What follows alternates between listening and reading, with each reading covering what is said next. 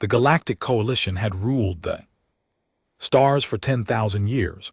1,000 species lived together under the banner of harmony. They had built great cities on 1,000,000 worlds. They had ended wars. They had created peace, they believed. They understood the universe and all its dangers. They were wrong. Ambassador Cax stood on the observation deck of his flagship and watched another world die. Thesser 4, a beautiful planet of blue oceans and green forests, was burning. Great pillars of fire rose from its surface, visible even from orbit. 12 billion Valorans had lived there. Now they screamed as the darkness consumed them. The HFY had come. No one knew where they came from. 3 years ago, a rift had opened in the empty space between galaxies. It was a tear in reality itself, a wound in the fabric of existence, and from that wound the demons had poured through like blood. From a cut they were tall, these Cathari. Each one stood 3 m high, made of shadow and flame. They had no fixed shape. Their bodies shifted and changed like smoke in the wind, but their eyes were always the same, red, burning. Hungry, they fed on fear. They drank terror like water, and they were very, very good at creating both. Cax turned away from the viewport. He could not watch anymore. His 3 hearts beat in a painful rhythm as he walked to the command center of his ship.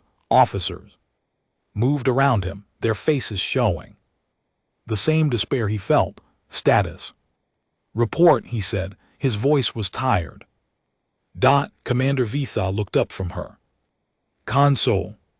She was young for her position, but the war had killed so many senior officers. The planetary shields have failed. Ambassador Ground Forces report 80% casualties. The Cathvari are harvesting the survivors. Harvesting, such a clean word for such horror.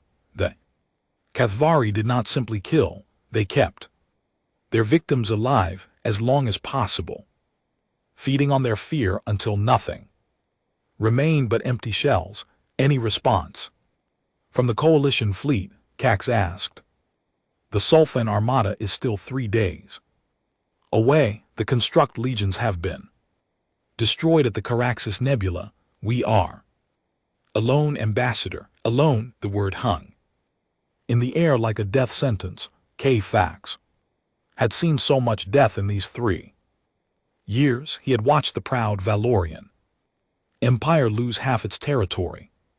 He had seen the Silene, those master strategists, outmaneuvered at every turn. He had witnessed the Construct legions, millions of warrior machines, torn apart like toys. Nothing worked. Plasma weapons burned hot enough to melt steel, but the Cathari simply reformed their bodies. Nuclear weapons could destroy cities, but the demons emerged from the craters laughing. The Coalition had tried negotiation, but the Cathvari did not want resources or territory. They wanted only one thing: fear. Endless, eternal fear. Ambassador Beth said quietly, "What do we do?" Cax was silent for a long moment. Then he made a decision that would change the galaxy forever. Set course for Earth, he said. The command center went quiet. Officers looked at each other with confusion on their faces. Earth? Ambassador Bethel asked. The human home world. With respect, sir, the humans are the newest members of the Coalition. They have been space-faring for less than 300 years. Their military technology is generations behind ours. What could they possibly offer? Cax remembered his first meeting with the humans 20 years ago. He had been a young diplomat then sent to evaluate this strange new species for membership in the Coalition. The humans had seemed so Ordinary, small bodies, fragile bones. Short lifespans. They lived for barely a century while Valorans could see 500 years, but something about them had troubled him. Something in their eyes, something in their history. I have studied the humans, Kfax said. I have read their history. They are young, yes, but they are not innocent. They have been fighting and killing each other for 100,000 years. They have created weapons and methods of war that even the coalition has never imagined. So have many species. Bethel said war is common in young civilizations. Not like this, Kfax replied. The humans have a darkness in them, Commander. They have tried to hide it since joining the coalition. They have shown us only their peaceful side, their artists and scientists and philosophers.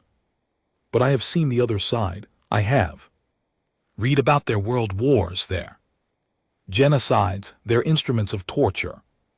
I have studied what they call special operations, and I believe, he paused, I believe they may be the only species this galaxy that the Cathari should fear. The ship's engines hummed as they changed course. Behind them, Deserfer continued to burn. The journey to Earth took 2 weeks. Kfax spent that time reviewing everything he knew about humanity. He read about their wars, their weapons, their tactics. He studied their psychology, their culture, their beliefs, and the more he read, the more certain he became. The humans were predators. Oh, they hid it well. They had rules and laws and complex moral philosophies. They spoke of peace and cooperation and the brotherhood of all intelligent beings, but beneath that civilized surface, something ancient lurked, something that had spent 100,000 years learning to hunt and kill. In a hostile world, the coalition species had evolved on gentle planets. The Valorans had no natural predators on their home world. The Silene had developed in warm, peaceful oceans, but Earth was different. Earth was a death world filled with predators and diseases and natural disasters, and the humans had not merely survived there, they had conquered it. They had conquered everything. When the ship arrived in the solar system, Kfax was greeted by a small human delegation. They met on a station orbiting their moon, a place called Armstrong Base. The humans smiled and shook hands and offered refreshments. They seemed so friendly, so harmless. But Cax noticed the soldiers standing in the corners, tall men and women in simple uniforms, their faces calm and expressionless. They did not smile. They did not speak. They simply watched with eyes that reminded Kalax of hunting animals. He was taken to a meeting room where several human officials waited. Most wore civilian clothes, but one man wore a military uniform. He was old, with gray hair and deep lines on his face. His eyes were cold and steady. A small nameplate on his chest read Morrison. Ambassador Crawfax, the old soldier, said, "Welcome to Earth. I am General William Morrison, Commander of United Earth Special Operations Command. We have been watching the war with great concern. Then you know why I am here." Cax said, "We can guess. The coalition is losing badly and you need help." "Yes." Quax felt a wave of shame. His proud civilization reduced to begging the youngest member species for aid. "We need your warriors, General. We need your best." The humans in the room exchanged glances. Some looked uncomfortable. Others looked excited, but General Morrison simply stared at the ambassador with those cold eyes. "You don't want our best," he said quietly. "Kel Tha Explained, I'm sorry, our best, Morrison.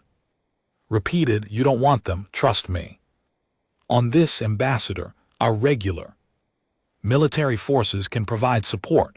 We have some excellent conventional units. But our best, no, they're not meant for wars like yours. They're not meant for any war that decent beings should fight. General, I have watched 12 billion of my people die. I have seen worlds burned and civilizations ended.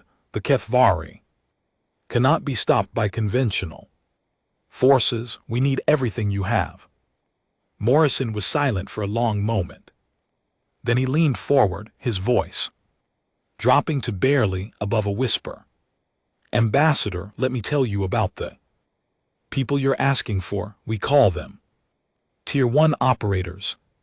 Special mission units. They go by many names: Green Berets, Navy SEALs, Delta Force, SAS, Spetsnaz, but the ones at the very top, the ones we keep in the deepest black sites, the ones whose names have been erased from every record, those are different. How they are monsters, Morrison said. The words simply without emotion. We took the most dangerous humans on Earth and made them more dangerous. We broke them down and rebuilt them into weapons. They can kill in 1,000 ways. They can survive anywhere. They feel no fear. They show no mercy, and they are very, very good at making other beings suffer. Krawiecz felt a chill run down his spine. Despite the comfortable temperature of the room, we keep them leashed, Morrison continued. We keep them caged because if we ever let them loose, if we ever let them truly fight without rules or restrictions, I honestly don't know what would happen. I don't know if we could stop them. General Kalak said, the Kathvari are demons. They feed on fear. They cannot be killed by normal weapons. They regenerate from any wound. They can read thoughts and sense emotions. What makes you think your operators could fight them? Morrison smiled. It was not a pleasant expression, because our operators don't fight like normal soldiers, Ambassador. They don't meet the enemy in battle. They don't follow rules of engagement. They hunt. They stalk. They terrorize, and then they kill slowly, painfully, in ways that leave the survivors traumatized. He stood up and walked to the window, looking out at the stars. The Gaff Furry feed on fear. Good. Our operators specialize in fear. They have been using psychological warfare for centuries. They know exactly how to break a mind, how to create terror so deep it never heals. The HFY think they invented fear. Morrison laughed softly. They're amateurs. They've never met a species that perfected fear as an art form. You're saying your operators can make the demons afraid. I'm saying that by the time our operators are finished, the Cathari won't just be afraid. They'll be praying to whatever dark gods they worship that they never came through that rift. Kak stood in silence, processing what he had heard. Part of him was horrified. The humans were supposed to be the peaceful ones, the friendly newcomers who just wanted to explore the stars, but now he was seeing beneath the mask, and what he saw was terrifying. But another part of him felt something he had not felt in 3 years. Hope. We are out of options, Kak said. Finally, the coalition is dying.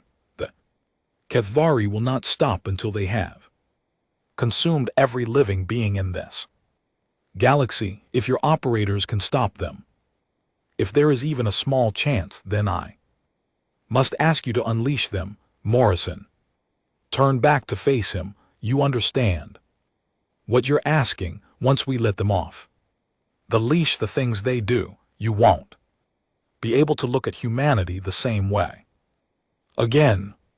The galaxy won't be able to look at us the same way. I understand, and you accept the consequences. K-Fax thought of the burning worlds, they screaming billions, the endless darkness consuming everything he loved. Yes, he said. I accept. Morrison nodded slowly, then he pulled out a small communication device and spoke into it.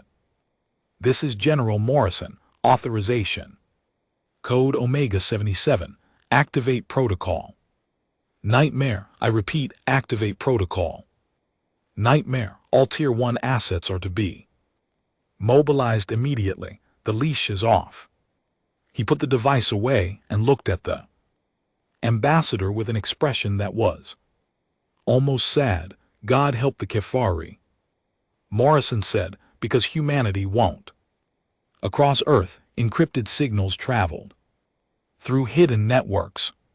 They reached places that appeared on no map, facilities that officially did not exist. In the frozen wastes of Siberia, a man stopped in the middle of tracking a wolf. He was tall and lean with scars covering most of his visible skin. He looked at the message on his wrist display and smiled. It was the first time he had smiled in 4 years. In the jungles of South America, a woman put down her machete. She had been cutting her way through dense vegetation for 3 days, hunting something that even the local predators feared. Now she turned around and began walking toward the extraction point. In a maximum security facility deep underground, a cell door opened. The guards stepped back, pressing themselves against the walls.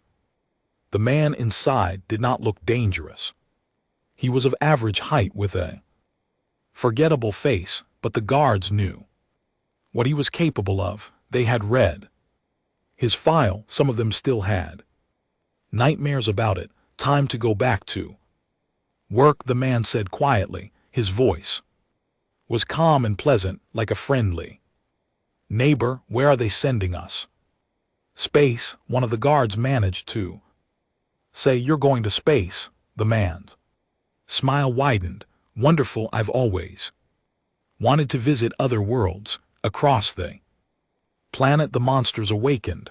They gathered at secret bases, collected their specialized equipment, and prepared for the greatest hunt of their lives. They did not ask questions about the mission. They did not care about politics or galactic affairs. They cared only about one thing: the opportunity to do what they have been created to do. On Armstrong Base, General Morrison watched the ambassador shuttle depart. Beside him stood Colonel Sarah Chun, his second in command. Do you think they can do it? Chun asked. The Kethvari have defeated every force the coalition has sent against them. The coalition fights with rules, Morrison replied.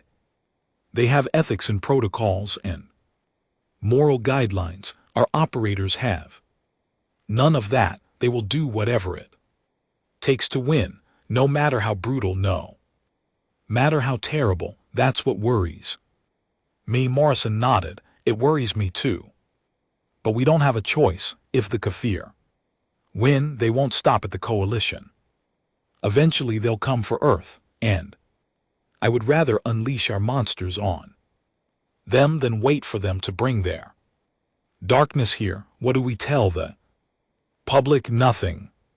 Officially, this operation doesn't exist. The operators don't exist. If we succeed, the galaxy will never know how we did it. And if we fail, he paused, if we fail, there won't be anyone left to ask questions. Far away, in the dark spaces between stars, the Kathvari continued their harvest.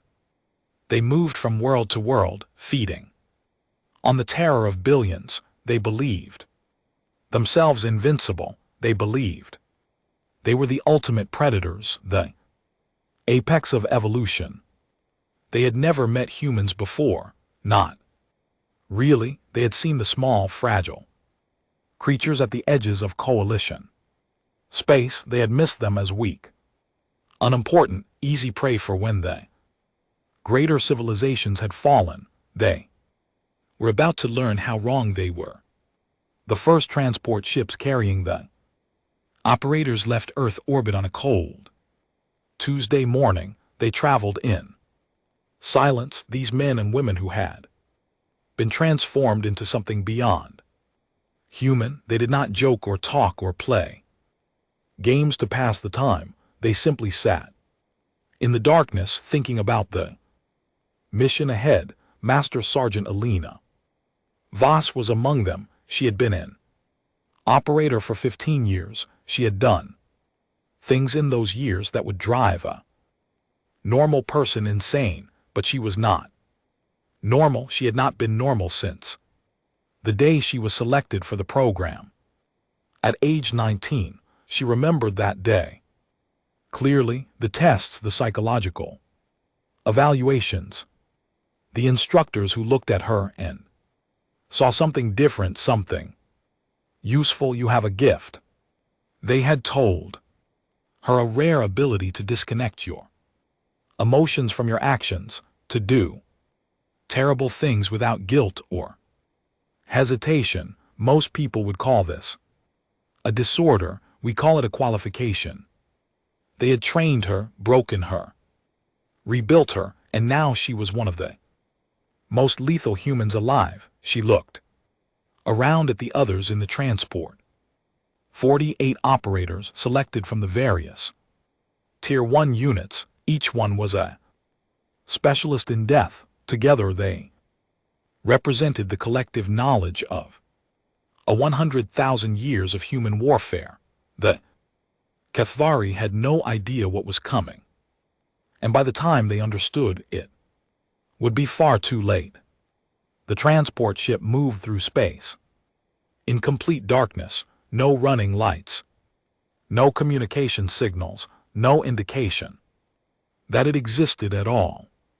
Inside, 48 operators sat in silence, each lost in their own thoughts. Master Sergeant Elena Voss checked her equipment for the third time. Old habit, the knife at her hip was a custom blade forged from a metal alloy that could cut through most known materials. She had killed 17 people with that knife, she remembered. Each one not with guilt, with professional interest. Across from her sat Staff Sergeant Marcus Cole. He was a large man, heavily muscled with dark skin and darker eyes. His specialty was explosives. He could build a bomb from almost anything. He could destroy a building without making a sound. He could turn an ordinary object into a weapon of mass destruction. He was also, by all accounts, completely insane. You ever wonder what they look like? Cole asked, breaking the silence. His voice was calm, almost dreamy. The demons, I mean, the briefing showed us pictures, but pictures don't capture the real thing. Does it matter? Voss replied. Guess not. Dead is dead no matter what shape you are. Chief Warrant Officer Diana Ray sat a few seats away reading something on her tablet. She was older than most operators, with gray streaks in her dark hair. Her specialty was psychological warfare. She had spent 9 years studying how minds worked, how they could be broken, how fear could be created and amplified until it destroyed a person from the inside. They feed on fear, Ray said without looking up. That's what the briefings say. They can sense terror. They drink it like we drink water. So Cole shrugged. We've fought enemies who used fear before. It didn't save them. This is different. These creatures have been feeding on fear for millions of years. Their entire civilization is built around it. They understand terror in ways we can barely imagine. You sound impressed. Ray has finally looked up and her eyes were cold. I'm impressed, but I'm also curious. They've never encountered a species that understands fear as well as they do. They've never met predators who can turn their own weapon against them. Can we, Voss asked, turn their weapon against them? Ray smiled. It was not a comforting expression. Every being that can feel fear can also be made to fear. It's a simple matter of finding the right triggers. The HFY think they're immune because they've never been the prey before. They've always been the hunters, but we're going to teach them what it feels like to be hunted. The ship's intercom crackled to life. All personnel, we are approaching the Coalition command station. Prepare for docking in 15 minutes. The operators began gathering their equipment. They moved with a quiet efficiency that spoke of years of training. No wasted motion, no unnecessary sounds. They had learned to become ghosts, invisible and silent, until the moment they struck. The Coalition command station was called Harmony Prime. It was the largest structure the operators had ever seen. Massive wheels spinning slowly in the darkness between stars, lights covered its surface, millions of windows glowing with life. Hundreds of ships moved around it carrying supplies and personnel. When the human transport docked, a delegation was waiting to greet them. Ambassador Kellogg stood at the front along with several military officers from various Coalition species. The Valorans were tall and thin with blue skin and 3 eyes arranged in a triangle on their faces. They wore elegant uniforms decorated with medals and symbols of rank. They looked at the humans with a mixture of curiosity and hope. The sill was shorter, covered in fine scales that shifted color depending on their mood. They were known as the master strategists of the Coalition, the ones who planned the great military campaigns. Their scales were currently gray, a scan deep worry. The construct representatives were not organic beings at all. They were machines, artificial intelligences housed in sleek metallic bodies. They had been created thousands of years ago by a species that had long since gone extinct. Now they served the Coalition as soldiers and workers. Emotionless and precise, Cax stepped forward as the first operators emerged from the transport. He had prepared a speech, a formal welcome appropriate for military allies, but the words died in his throat as he saw them. There were only 48 of them, just 48. The Coalition had sent millions of soldiers against the Kethvari, and they had all failed. What could 48 beings possibly accomplish? But as Kathax looked at these humans, he felt something strange. Operators did not look impressive. They wore simple black uniforms with no decorations. They carried equipment he did not recognize. Their faces showed no emotion, no expression at all. It was their eyes that disturbed him. He had seen eyes like that before in the faces of the Kethvari, the eyes of predators, the eyes of beings who existed only to hunt and kill. Ambassador, said the woman at the front of the group. She was of average height with short dark hair and a scar running across her left cheek.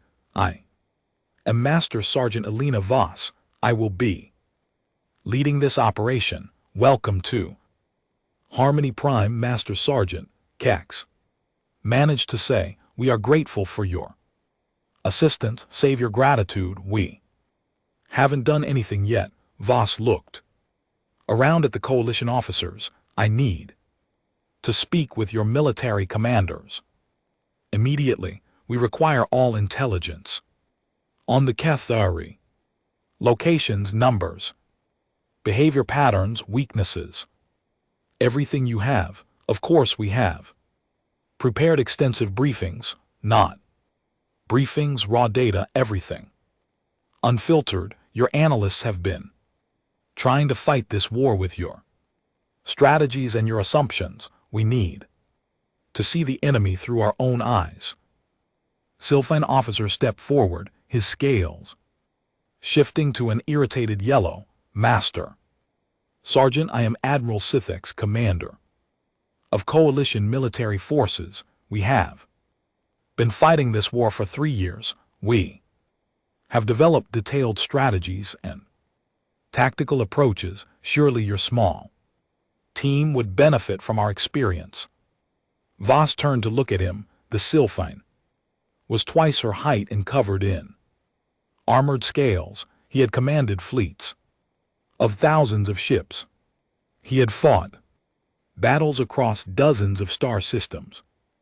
He took a step back without realizing it. Admiral V said quietly, your experience has led to the deaths of billions. Your strategies have failed at every turn. The HFY are still advancing. Your coalition is still losing. She paused. We are not here to follow your lead. We are here to do what we do best, and what we do best is hump monsters. The Admiral's scales turned dark red with anger. How dare you speak to me in such a manner? I have won more battles than you have fought. I have commanded forces that would fill your entire planet, and yet here you are, losing to creatures that you cannot understand. Lost stepped closer, looking up at the towering alien without any sign of fear. We are not soldiers, Admiral. We are specialist predators. We have been hunting and killing the most dangerous beings on Earth for our entire lives. Trust me when I say that the HFY have never faced anything like us. The drought pod hit the ground with a soft thud, perfectly controlled. Voss was out before the dust settled, moving through the darkness like a shadow. Around her, she could sense the other operators landing, spreading out across the ruined city in a precise pattern. Desert 7 had been beautiful once. Capital city of Valeth Prime had towers that reached into the clouds, connected by bridges of living crystal. Gardens had filled every open space, growing plants that glowed with bioluminescence. Now was a graveyard. The towers were broken, their crystal surfaces dark and dead.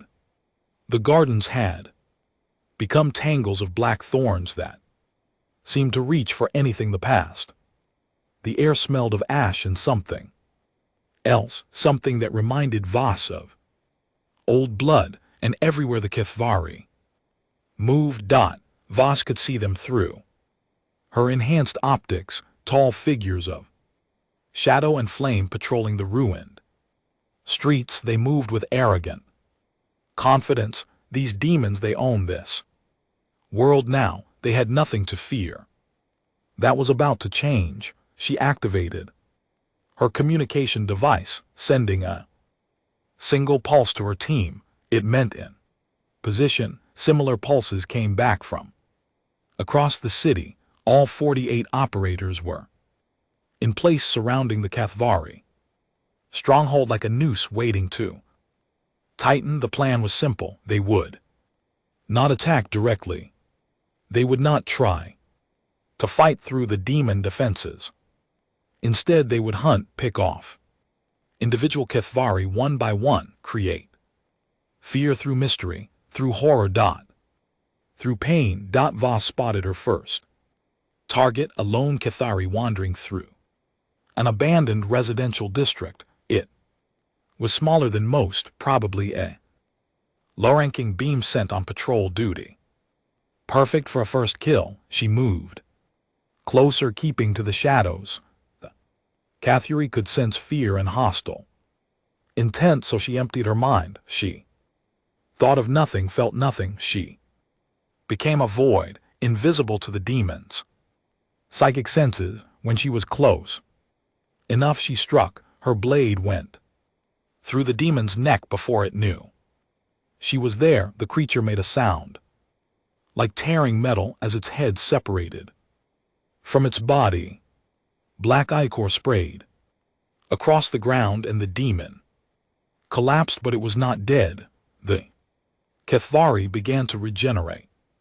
Immediately, the severe parts trying to reunite. Boss had expected this. She pulled out a specialized incendiary device and attached it to the reforming mass. The fire that erupted was hot enough to melt stone. The demon screamed as it burned, its regeneration unable to keep up with the damage for long. Seconds it writhed and shrieked, a sound that echoed through the empty streets. Then there was silence. Voss looked down at the charred remains. The Kethvari would not be regenerating from this. She had killed her first demon. Now came the important part. She dragged what was left of the body to the center of a nearby plaza. She arranged it, carefully positioning the burned remains in a way that would be visible from multiple directions. Then she left a message carved into the stone beneath the corpse, a single word in the Kethvari language, which coalition linguists had managed to decode. Hunted across the city, similar scenes played out. Operators found isolated Kethvari and eliminated them with silent efficiency. Each kill was different, tailored to create maximum psychological impact. Some bodies were hung from buildings, others were dismembered and scattered, some were left intact but posed in humiliating positions, stripped of their dignity even in death. And always there was the message, that single word, hunted. It took 6 hours before the Kethvari realized something was wrong. Hive Lord Zethan received the first reports with disbelief.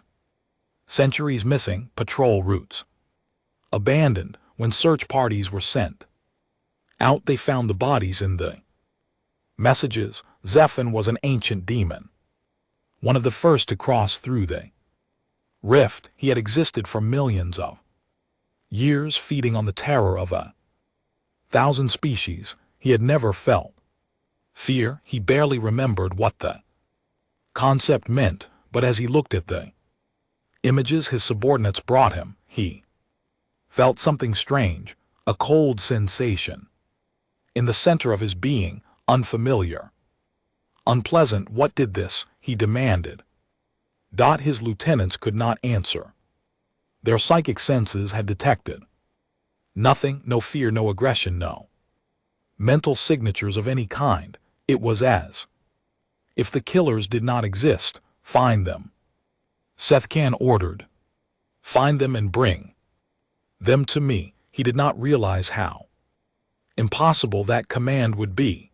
The second night was worse. That Cole had set up in an abandoned manufacturing district surrounded by explosives he had built from materials found in the ruins. When a Kethvari patrol entered his territory, he destroyed them completely. Not one demon escaped, but before they died, Cole made sure they suffered. His explosives were designed to cause maximum pain without killing. Immediately, the demons screamed for hours as the fire consumed them slowly, giving their fellows plenty of time to hear. Park and her squad took a different approach. They infiltrated a harvesting facility where Valoran prisoners were being kept. They freed the prisoners and set up an ambush.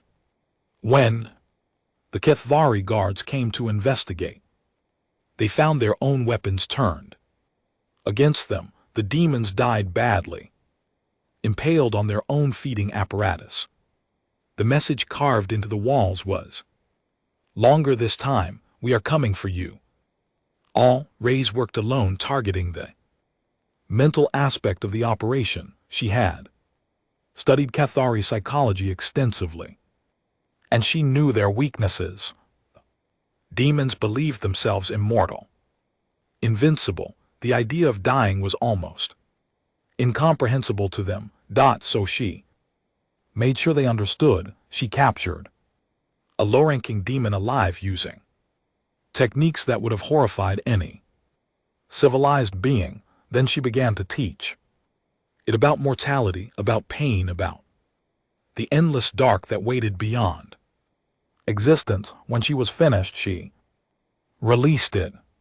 The demon fled back to its superiors, babbling in a language that barely made sense anymore. Its mind had been broken, shattered by terrors, and had never imagined to die 2 days later. Still screening. By the end of the first week, 53 Cathvari had been killed. The demons had managed to kill exactly 0 humans. Hive Lord Zevkin called a council of his lieutenants. They gathered in the great hall of what had once been the Valoran government building. The chamber was filled with shadow and flame, the preferred environment of the Cathvari. Cole laughed from somewhere behind her. It was a strange sound in the tense silence. What she's trying to say, Admiral, is that we're the monsters your monsters have nightmares about. Now are you going to help us, or are you going to keep measuring tentacles with us? For a long moment no one spoke. Then Cracks stepped between them, his hands raised in a gesture of peace. Please, he said. We are all on the same side here. Admiral Sithix, the humans have been invited by the Coalition Council itself.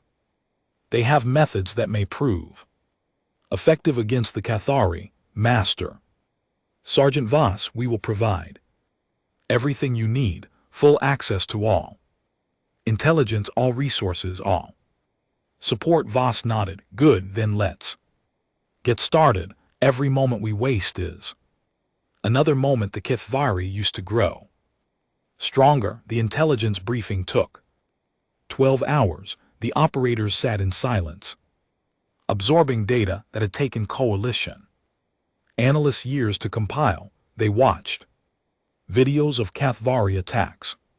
They studied autopsy reports from the few demon bodies that had been recovered. They examined weapon effectiveness tests, casualty reports, survivor testimonies. Thought the Coalition officers expected questions, clarifications, discussions of strategy. Instead, the humans just watched, observed, learned. When the briefing was complete, Voss stood and addressed her team. Thoughts.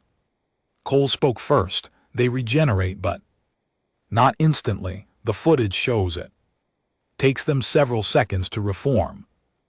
After major damage, that's a vulnerability. They can read surface thoughts, Ray's added, but only surface thoughts. They can sense fear and hostility, but they can't access deep memories or complex reasoning. That means we can deceive them if we control our mental state.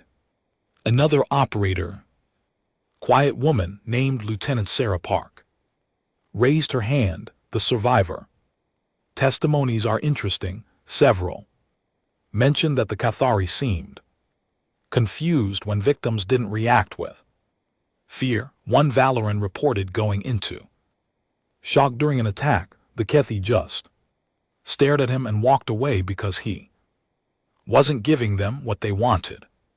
Ray said fear is their food. Without it, they lose interest. More than that, Voss said, without fear they don't know what to do. Their entire predatory strategy is based on creating terror and feeding on it. If the prey doesn't cooperate, they're lost. She walked to the front of the room where a holographic map of Coalition space was displayed. Red markers showed KTH Vari occupied territories. There were far too many of them. The coalition has been fighting this war all wrong. Voss said they've been trying to defeat the Cathvari in open battle, matching force against force, but you can't defeat an enemy that feeds on your fear by facing them directly. Every battle just makes them stronger. So what do we do? Coast asked. We change the rules. We don't fight them, we hunt them. We make ourselves the predators and them the prey. We take away their advantage and use their own weapon against them. Admiral Sithix, who had been observing from the back of the room, made a sound of disbelief. You are 48 beings, the Cathari number in the millions. How can you possibly hunt them? Voss smiled. It was the first time the coalition officers had seen any of the operators smile, and it made them deeply uncomfortable. Admiral, do you know how wolves hunt? They don't attack the entire herd. They pick targets. They isolate them. They wear them down over time. They make the prey afraid to sleep, afraid to eat, afraid to exist. And eventually the prey dies, not from teeth or claws, but from exhaustion and terror. She turned back to the map. We're going to do the same thing to the Cathari. We're going to appear where they don't expect us, kill them in ways they don't understand, disappear before they can respond. And we're going to keep doing it until they're too afraid to leave their strongholds. They don't feel fear, Sith X insisted. They are fear. Everyone feels fear. Admiral, they just haven't found the right trigger yet. Boss looked at Reyes. Diana, you've been studying their psychology. What do they care about? Reyes stood and walked to the holographic display. The Cathvari have a hierarchical social structure based on the feeding grounds they control. Individual demons gain status by harvesting more fear than their rivals. They compete constantly for territory and victims, so they care about status. Voss said about power, about their position in the hierarchy. Yes, and there's something else. The coalition has never managed to kill a hive lord. The higher-ranking demons seem to believe they're invincible. They've existed for millions of years without facing a real threat. They have no concept of their own mortality. Voss nodded slowly. Then that's where we start. We find a hive lord, we kill it, and we make sure every Cathvari in the galaxy knows how we did it. The plan took shape over the next several days. The operators worked in small groups, each one contributing their specialty. Cole designed explosive devices that could damage Cathvari bodies faster than they could regenerate. Park developed stealth approaches that would mask the operators' thoughts from demon telepathy. Reyes created psychological profiles of key Cathvari targets, identifying vulnerabilities in their seemingly invincible psyches, and Voss oversaw everything, shaping individual pieces into a coherent strategy. The coalition officers watched with growing unease. They had expected the humans to request reinforcements, to ask for fleet support, to develop plans that involved thousands of ships and millions of soldiers.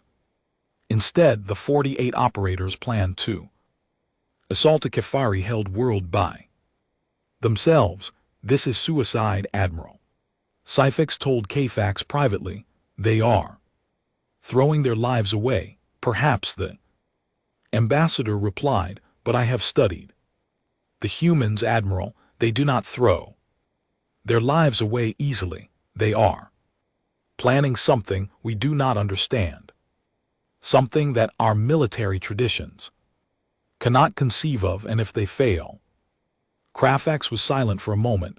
If they fail, then we are no worse off than Before, but if they succeed, he shook his head. I am beginning to believe that success might be worse. Worse, how could their success be worse? Because if these humans can defeat the HFY, if they can make demons fear them, then what does that make them? What kind of species can terrify beings made of shadow and flame? He looked out at the stars where the darkness between them suddenly seemed less empty and more threatening. I asked the humans for help, Admiral, and they answered, but I am beginning to wonder if we truly understood what we were unleashing. On the night before deployment, Voss stood alone in an observation lounge, looking out at the stars. She had not slept in 3 days. She did not need to. The training had stripped away many normal human needs. The door opened behind her and Reyes walked in. The team is ready. Rahia said Cole has finished the last of the special charges. Park has confirmed the approach vectors. We can launch in 6 hours. Good. They stood in silence for a moment, watching the distant lights. Alina Reyes said quietly, do you ever wonder what we've become, what they made us into? No, Voss replied, I know exactly what we are. We're weapons, tools designed for a specific purpose. Wondering about it doesn't change anything. The Coalition sees us as heroes, saviors. They don't understand what we're really going to do on this 7, and they never will. That's the whole point. Voss turned to face her. Friend, we do the things that civilized beings can't do. We become the monsters so others don't have to. That's the price of being what we are. Is it worth it? Voss thought about the question for a long time. Ask me after the mission, she said finally, after we see if we can actually make demons afraid. 6 hours later, a single transport ship left Harmony Prime. It carried no markings. It broadcast no signals. It simply slipped away into the darkness between stars and disappeared. The Kefari on Nesser 7 had no idea it was coming. They would learn soon enough. The transport entered the Decessor System 3 days later, approaching the occupied world from an unexpected angle. The planet hung in space, its surface scarred by the Kefari invasion. Great towers of dark energy rose from the major cities, feeding points where the demons had established their domains. 12 million Valorans had lived on Nesser 7 before the invasion. Most were dead now.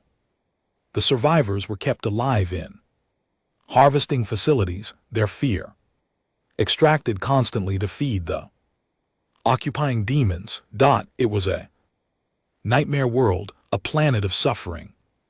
The operators looked at it through the transport's viewports, and they saw only targets. Drop pods ready, the pilot reported, approaching insertion altitude. Voss stood before her team. 1 last time. You all know the mission. We go in silent. We hit hard. We make them afraid. No mercy, no hesitation, no quarter. She looked at each face in turn. These men and women had been her family for years. They had trained together, fought together, killed together. They were the most dangerous beings on any world, and they were about to prove it to the galaxy. Demons think they own fear, Boss said. Let's show them who invented it. The drop pods fell through the atmosphere like silent meteors. 48 humans descended on a world of nightmares.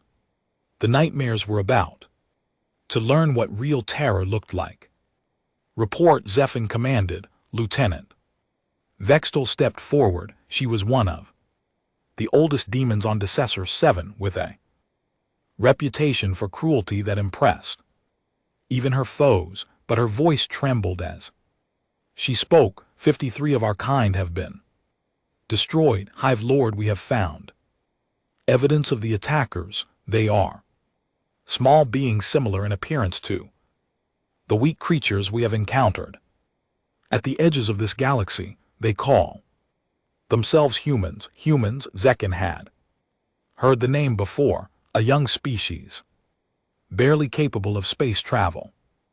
Unremarkable prey, how many of them are there? Our scouts estimate fewer than 50. The council chamber erupted. Sounds of disbelief, fewer than 50 beings had killed 53 Kathvari. Impossible. The demons outnumbered them hundreds to one. They must be eliminated immediately, said another lieutenant. Send a full assault force, overwhelm them with numbers. We have tried. Vexdale replied, 3 assault forces have been dispatched. None have returned. We cannot find the humans. They strike without warning and disappear without trace. Our psychic senses detect nothing. It is as if they are empty. They have no fear. Hive Lord, none at all. Our feeders cannot sense them. They approach like shadows and kill like nightmares. We have never encountered anything like them. Zethan was silent for a long moment. That cold sensation in his core had grown stronger over the past days. He was beginning to understand what it was. Fear. He was feeling fear, but that was impossible. He was a Hive Lord. He was eternal. He was. The lights went out. Darkness fell across the council chamber like a shroud. The demons could see in the dark, of course. Their eyes were made for shadows, but there was something wrong with this darkness. It was deeper than normal, thicker. It seemed to press against them from all sides. A voice spoke from everywhere and nowhere. I've Lord Zekin, the demon spun, searching for the speaker. They could see nothing, sense nothing. You have fed on fear for millions of years. You have built an empire of terror, but you have never understood what fear truly is. A light appeared in the center of the room, just a small point of illumination, enough to cast shadows across the walls, and in those shadows, figures moved, human figures. Fear is not just about pain, the voice continued. It's about uncertainty, about knowing that something terrible is coming and being unable to stop it. It's about watching your allies die one by one and realizing that you are next. One of the lieutenants charged toward the nearest shadow. He burst into flames. Before he took 3 steps, his own hellfire turned against him by some unseen mechanism. He burned for a very long time. You came to this galaxy thinking you were the apex predators, the ultimate horror, but you were wrong. More lights appeared, each one revealing another human. They stood in the corners of the room, on the rafters above, in the doorways behind. They had been there the whole time, invisible to psychic and physical senses alike. The humans of Earth have been killing each other for 100,000 years. We have created horrors that would shatter your minds. We have learned to destroy without mercy, without hesitation, without feeling. We are what your kind never imagined could exist. Voss stepped into the central light. Her face was calm. Her eyes were empty. She held a blade that dripped with black ichor. We are the monsters that hunt monsters. Zethan tried to flee. He gathered his power, prepared to transform into shadow and escape through the walls, but something held him in place, a field of energy that burned wherever it touched his body. You're not going anywhere, Hive Lord. We've been planning this operation for weeks. Every exit is blocked. Every escape route is trapped. You are going to die in this room, and your death is going to be educational. The other demons attacked. They threw fire and shadow at the humans, unleashed psychic assaults that would have shattered normal minds, transformed into nightmare shapes. Designed to terrify, the humans did not flinch. They moved through the chaos like dancers, avoiding attacks with impossible grace. They struck with weapons that burned and cut and shattered. They killed with the efficiency of machines, but with a creativity that no machine could match. In less than 5 minutes, every lieutenant was dead. Zevkin remained held in place. By the burning field, Voss approached him slowly, her boots making soft sounds on the stone floor. Before you die, she said, I want you to understand something. We are not doing this because we hate you. We are not doing this because of anger or revenge. We are doing this because it is what we were made for. This is our purpose, our function. She raised her blade. Your kind thought you were demons, but you were only playing in darkness. We are the real thing, and now the galaxy is going to learn what that means. Zethan died badly. Voss made sure of it. She made sure it took a long time, and she made sure that every Kathvari in the city could sense it through their psychic network. A hive lord was dying. A being of immense power, millions of years old, was screaming in agony and terror as small creatures from a backwater planet took him apart piece by piece. The message was clear. No one was safe. When it was finished, Voss stood in the center of the ruined council chamber, surrounded by the bodies of demons. Her uniform was splashed with black ichor. Her face was expressionless. Cole walked up beside her, surveying the carnage. Think they got the message? He asked. They got it, but we need to make sure the rest of the galaxy gets it too. She turned to the remaining operators. Strip the bodies, collect trophies.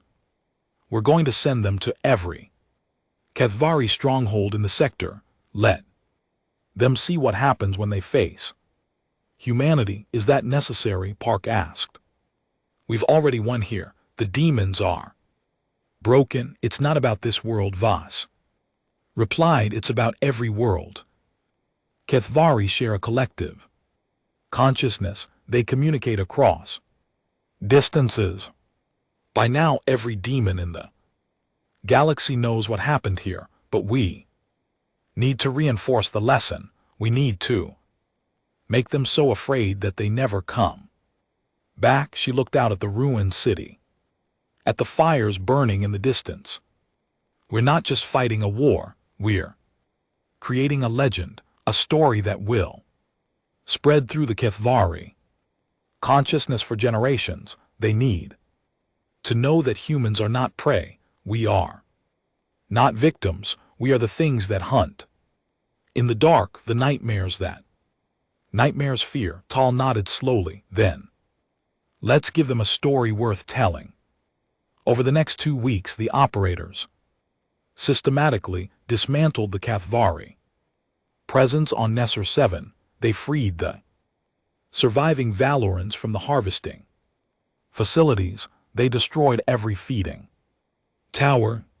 They hunted down every demon, leaving none alive. But they did more than kill. They created art. In the central plaza of Valith Prime, they built a monument from Kathvari bones, the remains of 50 Hival demons arranged in a pattern that spelled out a warning. In the demon language, this is what waits for you. Turn back or die. They recorded everything, every kill, every victory, every moment of demon suffering. The recordings were transmitted on frequencies the Kathvari used for communication. Every demon in the galaxy could watch what happened to their kind when they crossed humanity, and slowly the response became visible. Capri forces on neighboring worlds began to withdraw, not because they were attacked, but because they were afraid. The demons had never retreated before. They had never known how, but now they were learning.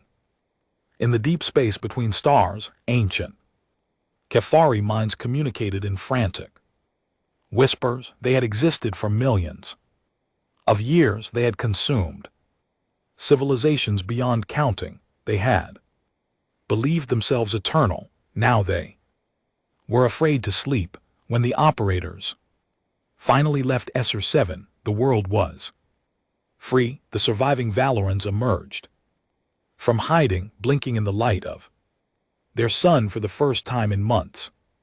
They looked at the destruction around them, at the monuments of demon bones, at the messages carved in their language. Thank you, their leader whispered to the departing transport. You have saved us. But Voss, watching from the viewport, knew the truth. They had not saved anything. They had simply become a greater threat than the one they defeated. The coalition would celebrate their victory. They would call the operators heroes. They would never understand what had really happened on this or 7, and perhaps that was for the best. Some troops were too terrible for civilized beings to face. The transport slipped into hyperspace, carrying its cargo of monsters toward the next battlefield. Behind them, the fires of Desert 7 finally began to die, but the fires of fear were just beginning to spread. Word spread through the Kathvari collective consciousness like poison and blood, from mind to mind, from world to world, from the rift itself to the farthest edges of conquered space. Message traveled. Something was wrong. Lord Zekin was dead. Not just dead, destroyed, broken, unmade by creatures that should have been food. The last hours of his existence had been broadcast to every Kathvari in existence, a psychic scream of agony and terror that had no end. They felt him die slowly, painfully, at the hands of small beings with empty minds and cold eyes. On Lesser 7, the demons were gone. Not retreated, not regrouped, gone. 48 human creatures had done what millions of coalition soldiers could not. They had cleaned a world of Kathvari presence and left behind monuments of bone and fire. The Ancient Ones stirred in their darkness beyond the rift. These were the true powers of the Kathvari, beings that had existed since before stars had names.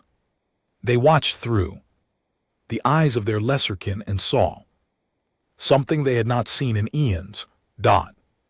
Defeat. And something else, something that made them uncomfortable in ways they could not name.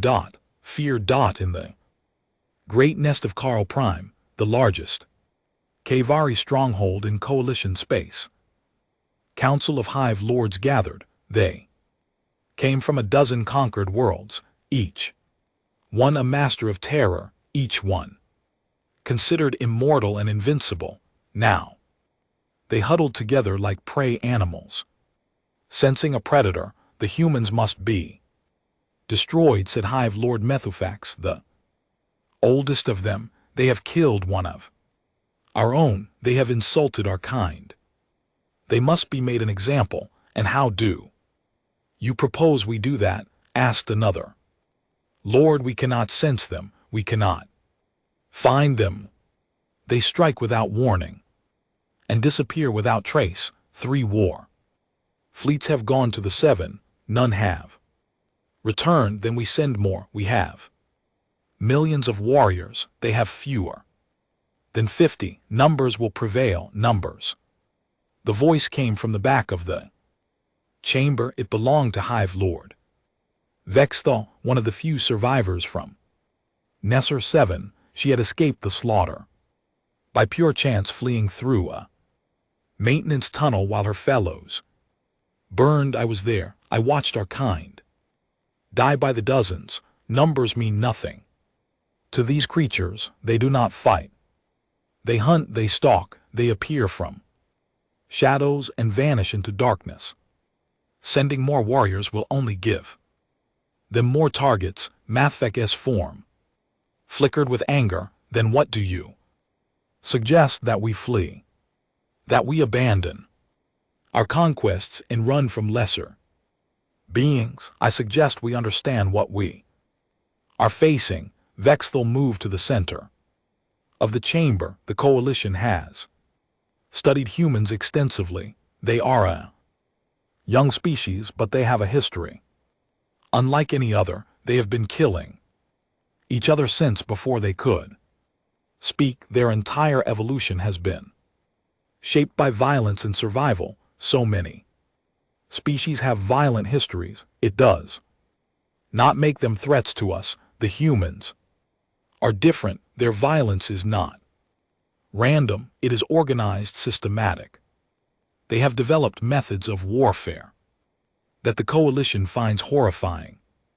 They have specialists trained from childhood to kill without mercy or feeling. The ones who came to thus 7 are among the worst of their kind.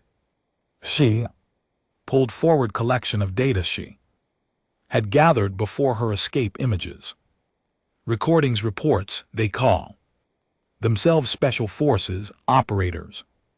They are selected from the already elite and transformed into something else. Weapons in human form. Their minds have been conditioned to feel no fear, no hesitation, no limits. They are in the truest sense predators. The images showed human operators in training, enduring conditions that would break most beings, learning techniques of killing that seemed almost artistic in their cruelty, practicing psychological warfare that made even the Cathari observers uncomfortable. These are not soldiers, Vexthal continued. Soldiers fight because they are ordered to. These humans fight because it is their nature, their purpose. They exist only to hunt and kill the most dangerous beings they can find. And now they have found us. Methek stared at the images with something that might have been uncertainty. But they are mortal. They can die. Yes, but so can we. That is what they have proven. We believed ourselves eternal, invincible. They have shown us that we can be killed, and more than that, they have shown us that we can suffer, that we can know pain and terror and the endless darkness of true death. A long silence fell over the council. The hive lords looked at each other, searching for comfort that none of them felt. What would you have us do? Methek asked. Finally, Vexthal's form seemed to shrink slightly. I do not know. I have never faced an enemy like this. None of us have. The humans have turned our own weapon against us. They have made us feel what we have made others feel for millions of years. Fear, yes, and it is destroying us from within. She was right. Even as the council met, Cathvari forces across coalition space were unraveling. Demons who had never known doubt were now jumping at shadows. Warriors who had charged into battle without hesitation now hesitated, wondered, worried. What if the humans were watching? What if they were already dead and simply did not know it yet? The operators had killed fewer than 100 HFY, but they had done something far more damaging. They had broken the myth of Cathvari invincibility. They had proven that demons could be hunted, could be hurt, could be afraid and fear. As the Cathvari knew better than anyone, was contagious on the world of Desert 12, a Kevi garrison abandoned its position without orders. They had received word that a human transport had been spotted in the system. The transport was empty. It was a decoy, but the demons did not know that. They fled to the next system and then the next, spreading panic wherever they went. On Kfax Prime, the Valoran home world, Cathari forces that had been preparing a final assault suddenly stopped. There, scouts reported human energy signatures in the orbital debris field. The signatures were false, planted by coalition intelligence officers who had learned from the operator's tactics, but the demons did not investigate. They withdrew to defensive positions and stayed there. On the industrial world of Mechani 7, the Construct Legions achieved their first victory in 2 years. Not because they had grown stronger, but because their Cathari enemies were distracted. The demons kept looking over their shoulders, expecting human operators to appear at any moment. The machines advanced and the shadows retreated. The war was turning, not because of new weapons or new strategies, but because of fear, and the humans were just getting started. The operators hit 3 more worlds in the next month. Each attack was different. Each one was designed to maximize psychological impact. They did not try to liberate territory or destroy military assets. They targeted the Cathvari themselves, hunting hive lords and high-ranking demons with patient, methodical cruelty. Voss led the assault on Nexaprime, where Hive Lord Kethel had established a massive harvesting operation. The demon had gathered over 1 billion prisoners from 12 conquered worlds. He was one of the most powerful Cathari in existence. He died screaming, alone in his throne room, while his entire army searched for enemies they could not find. Cole took a team to the fortress world of Varth, where the Cathvari had built their greatest military stronghold. Millions of demons guarded walls that were supposed to be impenetrable. Cole and 12 operators walked through those walls like ghosts. They planted explosives in locations that should have been impossible to reach. Then they left. The explosion started 3 days later. They continued for a week, each one destroying something vital: ammunition supplies, communication centers, command posts. The demons never saw the operators. They never had a chance to fight back. They simply watched their fortress crumble around them. By the time the explosion stopped, the survivors were too afraid to move. Reyes conducted operations of a different kind. She did not kill directly. Instead, she captured demons and broke their minds. She taught them what it meant to be prey. She showed them horrors that made their own atrocities look like kindness. Then she released them. These broken demons wandered back to their kind, babbling about things that made no sense: warnings, prophecies, visions of darkness that had nothing to do with the comfortable shadow that Cathvari called home. They spoke of humans as if they were something more than mortal creatures, something ancient and terrible and hungry. The healthy Cathari tried to help their damaged kin, but the madness was contagious. The broken ones infected others with their terror. Whole units began to fall apart, demons turning on each other as paranoia spread. The Cathvari had been an army. Now they were becoming a mob. Back on Harmony Prime, the Coalition watched with growing awe and horror. The war that had seemed hopeless just months ago was suddenly changing. Cathar forces were retreating on dozens of fronts. Conquered worlds were being abandoned. The demons were running, but the Coalition leaders were not celebrating because they had begun to understand what the humans were really doing. This is not warfare, Admiral Saif said at an emergency council meeting. This is extermination. The humans are not trying to defeat the Kathvari, they are trying to destroy them completely. Ambassador Cax shifted uncomfortably. Is that not what we wanted? The Kafir threatened our entire civilization. They needed to be stopped, yes. But look at the reports. Sithics activated a holographic display showing data from the liberated worlds. The humans are not taking prisoners. They are not negotiating surrenders. They are hunting down every Kathvari they can find and killing them in the most painful ways possible. They are torturing demons for information and then torturing them more for what? Entertainment practice. The Kathari tortured billions of our citizens, another council member pointed out, and that excuse is becoming worse than they are. Civics' scales had turned a troubled gray. I have commanded fleets in 100 battles. I have ordered the deaths of millions, but what the humans are doing, it goes beyond warfare, beyond revenge.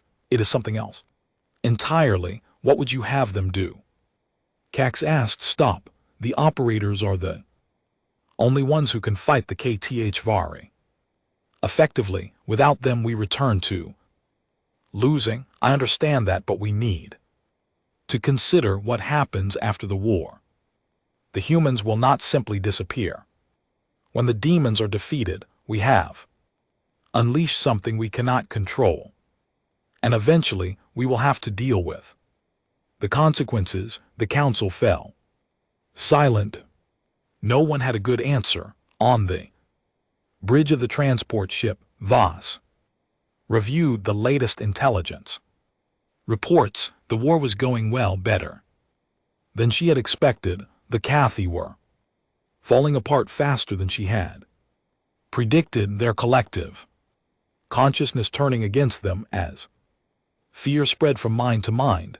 But there were complications. The coalition is getting nervous, Rahia said, reading over her shoulder. Their leaders are starting to ask questions about our methods. Let them ask. They're not going to do anything about it. They need us too much from now, but when the war is over, they might decide we're too dangerous to let live. Voss considered this. She had thought about it before.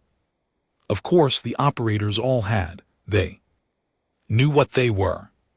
They knew how the galaxy would see them once the immediate threat was gone. We'll deal with that when it comes, she said. Right now we have more pressing concerns. She pulled up a map of Cathar-controlled space. Red markers that had covered most of the coalition territory 3 months ago had shrunk dramatically. The demons were being pushed back on every front, but one marker remained stubbornly large. Region near the original rift where the strongest Kathvari forces had retreated. They're consolidating, Voss observed, pulling back to defensible positions. They're trying to create a stronghold. We can't crack. Can we crack it? Probably, but it will take time, and they're learning each world we hit. They get a little smarter, a little more prepared. Eventually, they'll figure out how to counter us. So what do we do? Voss was silent for a long moment. Then she smiled, that cold expression that had made even coalition admirals step back. We don't give them time. We hit them now while they're still scared. We push through their defenses and we find their leaders, all of them, and we kill them all at once. Cole walked over, having overheard the conversation. You're talking about assaulting the core systems, the ones closest to the rift. Those are the most heavily defended positions in Kavari space. Yes, with 48 operators, yes, Cole laughed. It was a genuine sound full of dark amusement. I love it. When do we leave? Tomorrow, but first, we need to send them a message. Something that will make them even more afraid. Something that will keep them looking over their shoulders while we approach. She activated a recording device. I've Lords of the Cathari, she began. You have felt our touch. You have seen your kind fall. You have learned what it means to be prey, but you have not yet learned what it means to truly fear. Her voice was calm, pleasant, almost friendly. We are coming for you. Not tomorrow, not next week, but soon.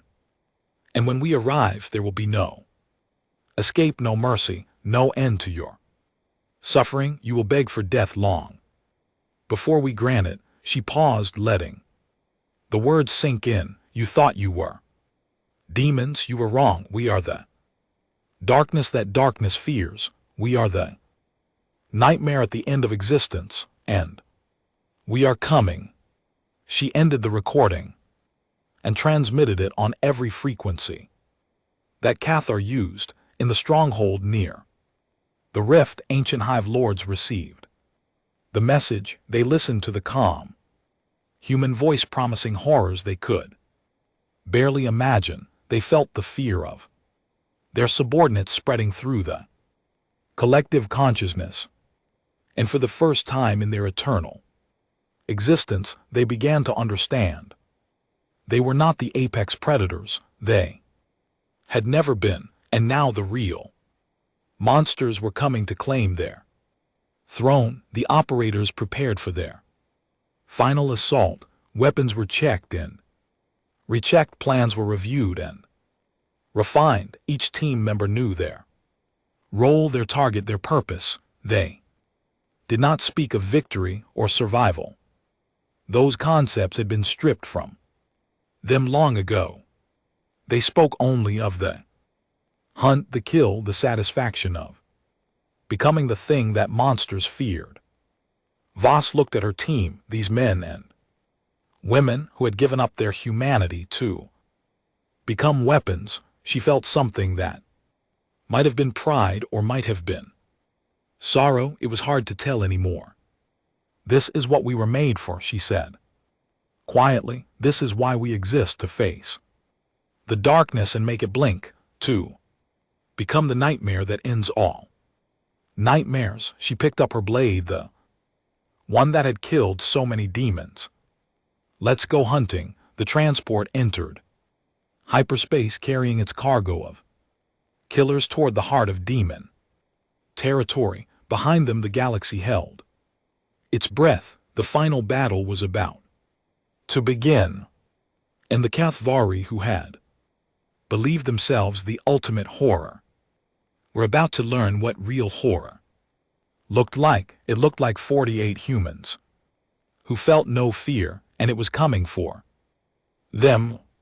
The rift hung in space like a wound that would not heal. It was a tear in reality, a doorway between dimensions that had brought the Cathvari to this galaxy. Energy pulsed around its edges, casting strange shadows across the nearby stars. For 3 years, the coalition had tried to close it. They had thrown their greatest weapons at it: nuclear fire, antimatter bombs, exotic energy beams that could tear apart the fabric of space itself. Nothing worked.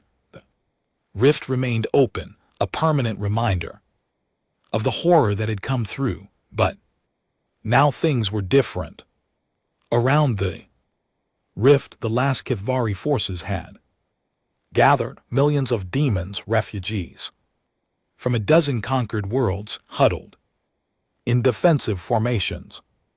They had once spread across the galaxy like a tide of darkness. Now they were cornered, surrounded, waiting for the end they knew was coming. The operators had followed them here, 48 humans against millions of demons. It should have been impossible, it should have been suicide, but the Kithvari were not thinking about numbers, they were thinking about the message that had echoed through their collective consciousness, the promise of suffering, the certainty of death, the cold, calm voice that had told them exactly what was coming. They believed it, every word. Dovo stood on the bridge of the transport ship, looking at the tactical display. The demon fleet was massive. Thousands of ships surrounding the rift. In layer after layer of defense, any normal fleet would need years to break through, but the operators were not a normal fleet. Entry vectors confirmed. Cole reported, "We've identified 17 gaps in their sensor coverage, small but enough for individual pods." Psychological status, Voss asked. Ruse looked up from her console. There, terrified, the collective consciousness is practically screaming. Most of them want to flee, but they have nowhere to go. The rift is their only escape. Then we make sure they don't reach it. The plan was simple as all the best plans were. The operators would insert in small teams targeting key command ships and high-value individuals. They would spread chaos and death through the demon fleet, destroying the leadership structure that held it together, and then they would push the survivors toward the rift, not to let them escape, to make them beg for escape, to make them understand that they were not running from the galaxy, they were being driven out. Launch in 5 minutes, Voss announced. Final checks. The operators moved through their preparations with the calm efficiency of long practice. Equipment was secured, mental states were emptied, each one became a void, invisible to psychic senses, undetectable by any means the Kithvari possessed. They had done this 100 times before, but this time would be different. This time they would end it. Voss looked at her team one last time.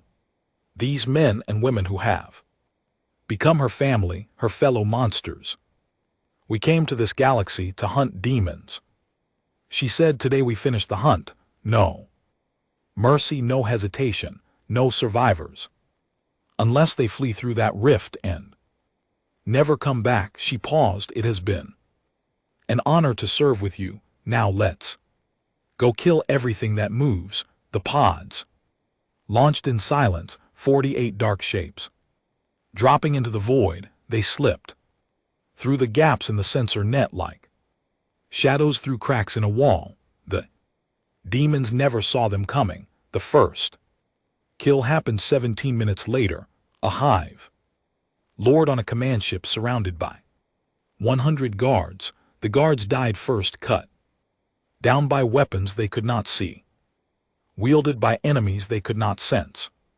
Then the hive lord died slowly, screaming messages of terror into the collective consciousness. More kills followed, each one broadcast to every demon in the fleet, each one a demonstration of complete human dominance. The Kithvari tried to fight back. They launched waves of warriors against the invisible enemy. They fired their weapons at shadows. They turned on each other, suspecting infiltration everywhere. The operators moved through the chaos like fish through water. They killed and killed and killed, each death adding to the weight of terror pressing down on the demon fleet. In the throne chamber of the largest command vessel, the last of the great hive lords gathered. These were the ancients, the beings who had led the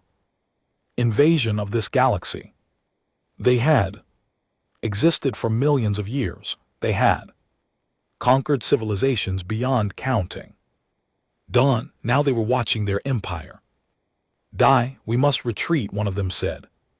The thought pulsed through the collective consciousness, carrying waves of shame and fear, we must return through the rift and seal it behind us. Leave this galaxy and never return. Retreat, another Lord's form flickered.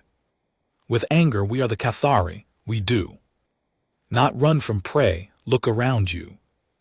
First Lord gestured at the displays, showing the battle outside. Ships were burning, commanders were dying, the fleet was coming apart at the seams. Prey has become the predator, we cannot defeat these humans, we cannot even find them. Our only choice is to survive. If we flee, we admit weakness. Every species we have conquered will know that we can be beaten. Our empire will crumble. Our empire is already crumbling. The humans have seen to that. Better to preserve what we can and rebuild than to die here in stubborn pride. The debate continued, but everyone knew how it would end. Cathvari had never been cowards. They had never known the meaning of defeat. But they were learning now. Fear was an excellent teacher. The vote was nearly unanimous. The Cathvari would withdraw. Through the rift, they would seal it. From the other side, they would never return to this galaxy. The order went out to the fleet. Retreat, fall back to the rift, escape while escape was still possible, but the operators were not finished. Voss had anticipated this moment. She had planned for it. As the demon ships began to move toward the rift, the operators shifted their tactics. They stopped killing randomly and started killing deliberately, targeting the ships that tried to flee fastest. The message was clear: you do not get to run, you get to crawl. The withdrawal became a nightmare. Ships that approached the rift too quickly were destroyed. Commanders who ordered retreats were hunted down and killed in front of their crews. The demons learned that escape was possible, but only at a pace the humans allowed, only with sufficient suffering. By the time the first Cathari ships reached the rift, they had been reduced to crawling wrecks. Their crews were mad with fear, their commanders dead or broken. They fled through the dimensional tier, not as conquerors but as refugees, and the operators followed them not through the rift, just to its edge, just close enough to ensure that every demon who passed through saw them watching, just close enough to burn the memory of human eyes into Cathvari minds for eternity. Remember this, Voss broadcast on all frequencies. Remember what happened here. Remember what we did to you, and remember what we will do again if you ever return. She watched as the last Cathari ships disappeared through the rift. Millions of demons, the survivors of an invasion force that had once numbered in the billions. They were going home, and they were carrying stories that would haunt their species forever. The rift pulsed once, twice, and then began to close. The Cathari were sealing it from the other side as promised. In moments, the tyrant reality that had caused so much destruction was gone, leaving only empty space. The war was over. Humanity had won. The celebration on Harmony Prime lasted for days. Every species in the coalition joined in, filling the great station with music and laughter and the release of 3 years of terror. The Cathvari were gone. The nightmare was over. Ambassador Crocs stood on a balcony overlooking the main plaza, watching the festivities below. He should have been happy. He should have been dancing with his people, celebrating the victory that had saved his civilization. Instead, he felt only a cold emptiness. Admiral Sithix joined him, his scales a troubled gray. You feel it too, Kak said. It was not a question How could I? Not, we won the war but we lost something in the process. What did we lose? Civics was silent for a long moment. Below them, Valorans and Sylphine and Construct celebrated together. United in joy, we lost our innocence. The Admiral said finally, we believed we were the civilized ones, the moral ones. We had rules and ethics and principles. We looked at younger species and saw children who needed guidance, and now we know that one of those children could destroy us all if they chose to. The humans are not what we thought they were. They are not friendly newcomers learning their place in the galaxy.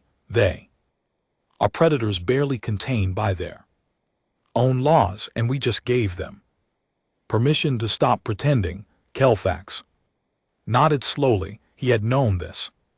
Of course, he had known it from the moment he asked for human help, but hearing it spoken aloud made it more real. What do we do? He asked. I don't know. Treat them carefully, I suppose. Make sure we never give them a reason to turn their attention to us, and pray to whatever gods we believe in that they stay leashed, and if they don't, Civix's scales shifted to the deepest gray, almost black. Then we become this or 7, all of us. The operators returned to Earth quietly. No parades, no ceremonies, no public acknowledgement of what they had done. They simply disappeared as they always did, back into the shadows from which they had emerged. Some returned to their black sites, their frozen wastelands, their jungle hideaways. Some returned to prison cells. Some retired, though retirement for an operator was a complicated thing. They never really stopped being what they were. General Morrison met them when they arrived. He looked older than he had 18 months ago. The weight of what he had unleashed showed in every line of his face. You did well, he told them. The galaxy is safe because of you. Is it? Vass asked. Or did we just become the new threat they need to worry about? Morrison was silent for a long moment. Both, probably, but that's not your concern. Your concern was winning the war, and you did that. What happens next is for politicians and diplomats to figure out. In us, what happens to us? The leash goes back on. You return to your assignments. Life continues as before. Voss nodded. She had expected nothing different. They were tools after all, weapons to be used and then stored until needed again. But she wondered, the galaxy had seen what humans could do. They had seen the darkness that lived inside her species. How long before someone decided that darkness needed to be controlled? How long before the Coalition sent forces to Earth trying to eliminate the threat before it could grow? And how would humanity respond? She already knew the answer. They would respond the same way they always had, with violence, with efficiency, with a creativity and destruction that the galaxy had only begun to understand. The Cathvari had been powerful enemies, but they had also been predictable. They fed on fear and sought territory and power, simple motivations that could be exploited. The Coalition species were different. They were complex, with competing factions and varying interests. Dealing with them would require subtlety, but the operators had subtlety too. It was just usually hidden behind the blood. She looked at Morrison with those empty eyes that had watched so many enemies die. We'll be ready when you need us again, she said. We're always ready. Morrison nodded. There was something in his expression that might have been sadness, or might have been relief. It was hard to tell. I know, that's what worries me. Ambassador Kellex made one final trip to Earth before returning to Valorant space. He found General Morrison on the same balcony where they had first met, watching the same sunset. "It's beautiful," Krell said, looking at the colors spreading across the sky. "It is hard to believe this planet produced such monsters, isn't it? They saved us." The ambassador replied, "Your monsters saved my entire civilization." "They did, and you'll never be able to forget it, neither will we." They stood in comfortable silence, watching the sun sink below the horizon. "I have to ask," Kak said finally, "the things your operators did, the methods they used, are those truly necessary? Could you not achieve the same results with less brutality?" Morrison considered the question for a long time. "Probably not." He said, "The brutality is the point. It's what separates operators from normal soldiers. Normal soldiers fight to win. Operators fight to destroy not just the enemy's bodies, but their minds, their will, their ability to ever threaten us again. That seems excessive maybe, but it works. The Kethvari will never come back. They'll tell stories about us for millions of years, warning stories, horror stories. They'll teach their young that there is a species in this galaxy that must never be challenged, never be provoked, never even be looked at too closely." He turned to face the ambassador. "That's what we do. We become the nightmare so effective that nobody dares to dream of threatening us. Is not noble, it's not pretty, but it keeps our people safe. And if someone decides your people are the threat that needs to be contained." Morrison's smile was thin and cold. "Then they learned the same lesson that Kethari learned. We don't do containment, we do extinction." Cax felt a chill run through his three hearts. He had known the answer before he asked. He had simply needed to hear it. "I see. Then I suppose we should all hope that humans in the coalition remain friends." "That would be wise, Ambassador. That would be very wise indeed." Ambassador's shuttle departed an hour later. Cax watched Earth shrink in the viewport until it was just another star among billions. Such a small world, such a young species, such an impossible combination of beauty and horror. He thought about the operators he had met. The empty eyes, the calm voices, the complete absence of anything he would recognize as compassion or mercy. They had saved his people, but they had also shown him something he would never forget. The galaxy was not what he had thought it was. The Kethari had seemed like the ultimate evil, the final darkness that the light of civilization must stand against, but they had been defeated by beings even darker, humans, the species that had invented hell.